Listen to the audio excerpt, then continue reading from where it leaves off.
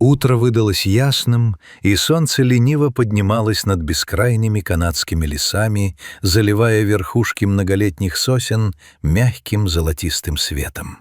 По оживленному загородному шоссе, извивающемуся вдоль зеленых холмов и бескрайних равнин, уже тянулся плотный поток автомобилей. Водители спешили по своим делам. Кто-то торопился в офис на важную деловую встречу, кто-то вез детей в школу, а кто-то просто наслаждался утренней поездкой, погруженной в мысли о предстоящем дне под тихий гул мощных моторов и привычную музыку из радиоприемников. Это было самое обычное начало дня, рутинное и предсказуемое. Никто из сотен людей, находящихся в тот момент в машинах, не мог даже предположить, что через несколько минут их привычный маршрут превратится в трогательную и напряженную драму спасения дикой жизни, которая навсегда останется в их памяти. Из густой непроглядной чащи векового леса, вплотную подступавшей к самой кромке асфальтированной дороги, неожиданно показалась массивная и величественная фигура взрослой лосихи. Она шла уверенно, как полноправная хозяйка этих мест.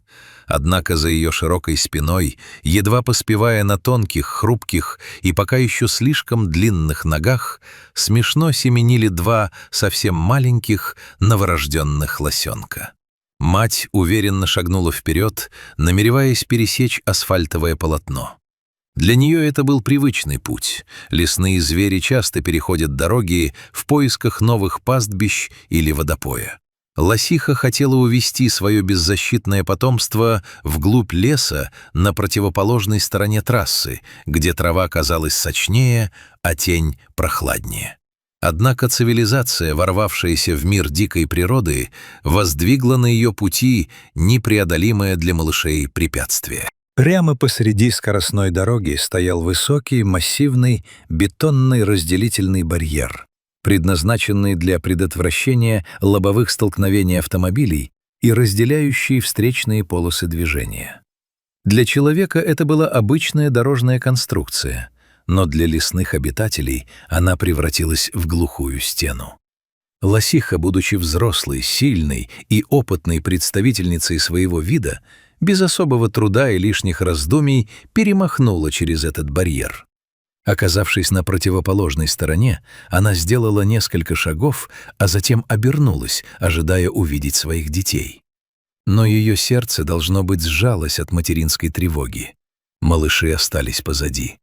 Два крошечных теленка застыли перед серой холодной бетонной стеной. Они растерянно переглядывались, испуганно прижимались друг к другу своими худыми тельцами и не понимали, почему мама ушла так далеко. Оглушительный шум проносящихся мимо на огромной скорости машин, резкие сигналы клаксонов, свист тормозов и едкие запахи выхлопных газов повергли лесных обитателей в состояние глубокого шока и первобытного ужаса. Малыши были дезориентированы и парализованы страхом. Поток машин на полосе, где остались лосята, начал резко замедляться. Первые водители, заметившие диких животных посреди скоростной трассы, вовремя среагировали и резко ударили по тормозам, включая аварийную сигнализацию, чтобы предупредить тех, кто ехал сзади. Буквально за пару минут на шоссе образовалась внушительная многокилометровая пробка. Движение полностью остановилось. Люди начали выходить из своих автомобилей, глушить моторы.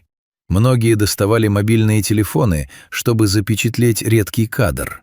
Но большинство просто сочувственно вздыхали, с болью в сердце наблюдая за тщетными и отчаянными попытками маленьких существ воссоединиться со своей матерью. Один из лосят, который, видимо, был чуть старше или просто крепче своего брата, собрал все свои скромные силы и попытался взобраться на барьер.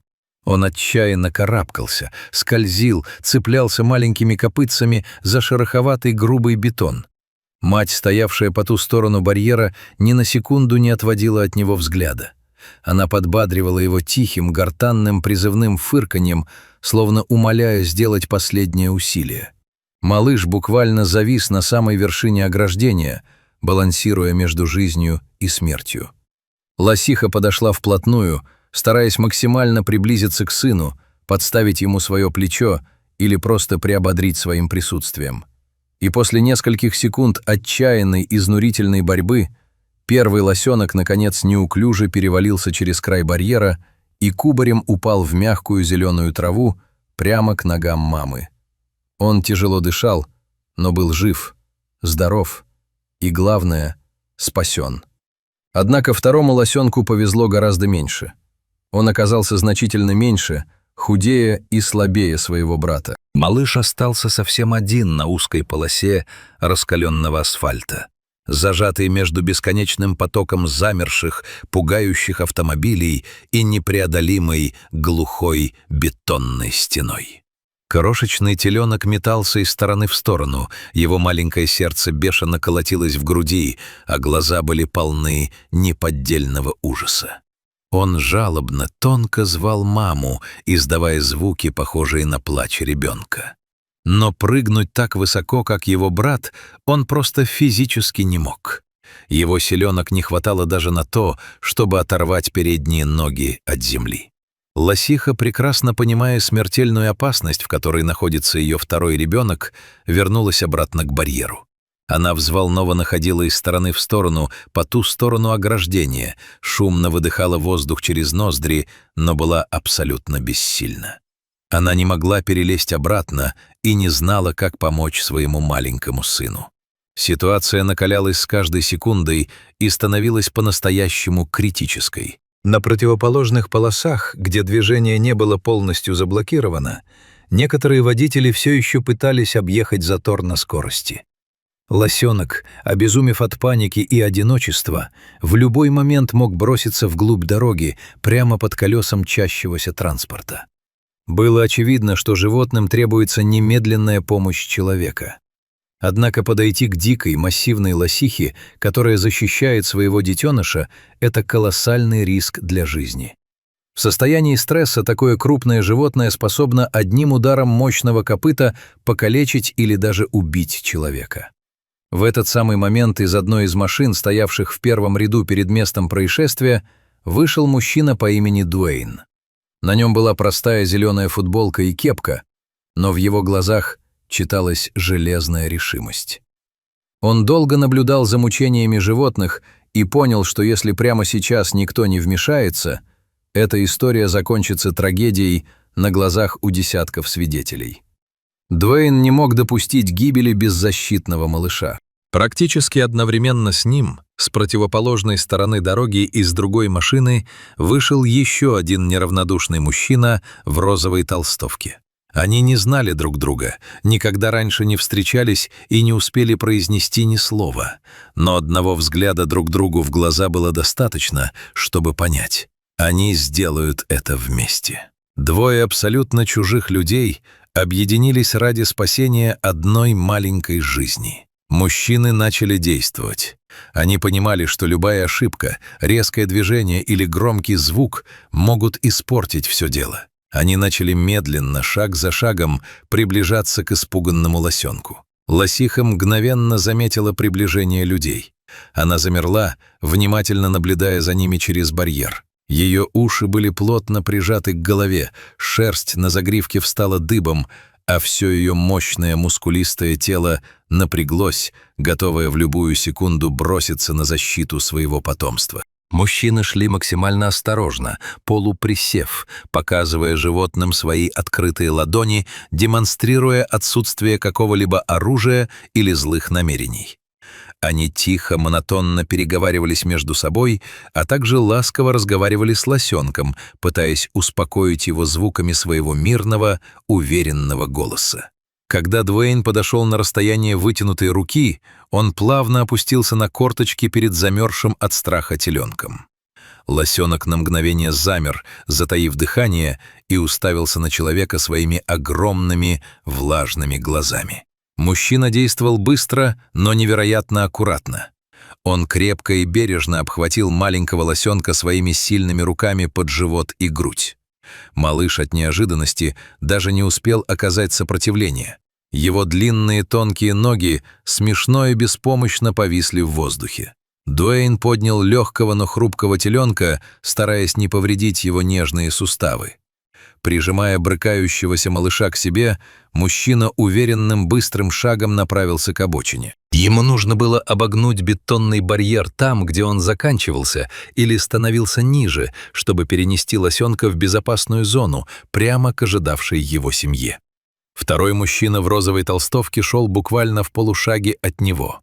Он выполнял важнейшую роль, прикрывал спину своего товарища, контролировал каждое движение взрослой лосихи и был готов в любой момент принять удар на себя, если бы мать решила атаковать. Произошло настоящее чудо дикой природы. Лосиха не проявила ни капли агрессии. Словно каким-то шестым чувством, доступным только материнскому сердцу, она поняла, что эти двуногие существа не желают зла ее семье. Она видела, что они возвращают ей ее ребенка. Лосиха послушно и спокойно ждала на безопасном расстоянии, лишь изредка переступая с ноги на ногу от волнения. Дуэйн донес лосенка до безопасного места и бережно, как величайшую ценность, опустил его на мягкую, сочную траву у самой кромки леса.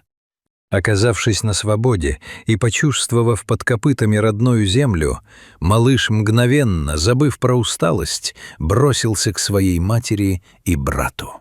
Лосиха тут же окружила его заботой. Она начала ласково и шумно обнюхивать его, тыкаться носом в его пушистую шерстку, проверяя, все ли с ним в порядке, не повредили ли ему что-нибудь эти странные, добрые существа.